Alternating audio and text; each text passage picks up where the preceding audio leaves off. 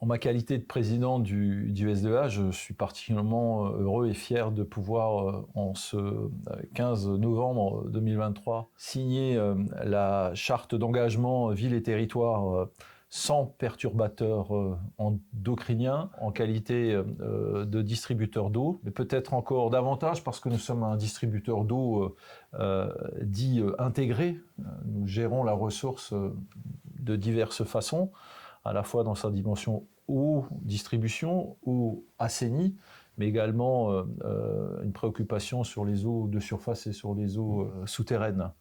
Nous y sommes sensibles parce que nous sommes un syndicat public, organisé sur une base mutuelle, subsidiaire, donc nous sommes une institution citoyenne qui se doit de préempter et d'apporter un certain nombre de réponses au travers des politiques publiques qu'elle mène face à des problématiques dont nous pouvons être quelque part le creuset.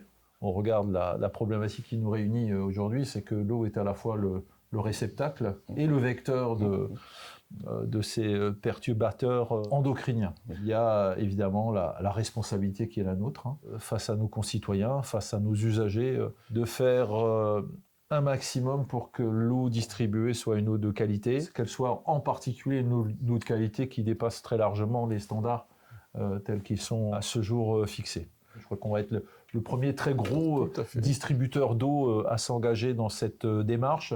Merci professeur Sicolella, merci au réseau Environnement Santé que vous animez d'être présent sur cette problématique. On est effectivement dans une phase nouvelle.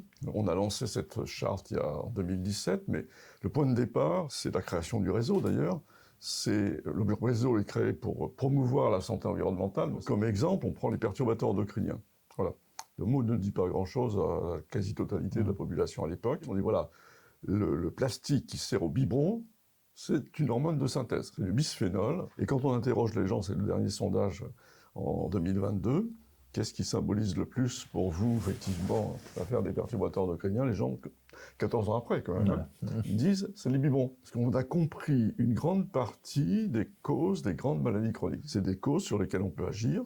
Les perturbateurs endocriniens sont des causes majeures. C'est pour ça que la contamination de l'eau, alors on n'explique pas elle toute seule. Bien entendu. Bien sûr. Donc tout ça est un ensemble. Donc c'est en agissant sur les différentes composantes de cet exposome qu'on peut réussir à faire reculer ces grandes maladies chroniques. En agissant aujourd'hui dans une démarche plus globalisante, qu'on peut effectivement répondre à cet enjeu, protéger les générations actuelles, mais protéger aussi les générations futures. D'où les notions de santé globale, One Health, ces notions qui nous permettent de comprendre effectivement qu'il faut avoir une vision globale et agir localement. Et la charte, finalement, oui, ça a l'air anodin en fait. On dit voilà, cinq mesures, très simples. Mais c'est un engagement sur une démarche. On communique autour de cela et on aura des résultats incontestablement. Et sur l'eau, qu'est-ce que c'est qu'une eau potable aujourd'hui?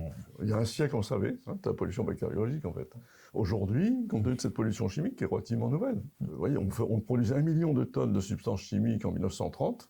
Aujourd'hui, on est presque à 600 millions, dont principalement d'ailleurs 350 ou 400 sont liés au plastique. C'est un vaste chantier, pas hésiter à l'ouvrir, et ce que nous faisons avec cette signature. Je suis très heureux aussi que le travail qui est le vôtre insiste sur le fait que c'est une question globale. Tout à fait. Je veux dire par là qu'on ne peut pas travailler en silo. On a besoin de s'appuyer sur les connaissances des uns et des autres. Nous sommes très investis sur ce qu'on appelle les problématiques dites de 4e génération de stations d'épuration, c'est-à-dire les problématiques sur les bisphénols, sur les antibiotiques, les substances médicamenteuses. On est déjà très présent sur les problématiques liées aux pesticides. Ces pesticides contribuent aussi à cette explosion de perturbateurs endocriniens. Donc une raison de plus pour continuer à être particulièrement diligent sur cette question. Et c'est bien, ça nous donne de la légitimité, on n'est pas seul, et puis on a surtout, plus qu'une caution, on a le travail que vous faites et qui va nous être particulièrement utile. Bien, merci. Voilà, parce que je vous propose ces consignes alors. Tout à fait. Voilà. On est d'accord. Merci beaucoup. Merci.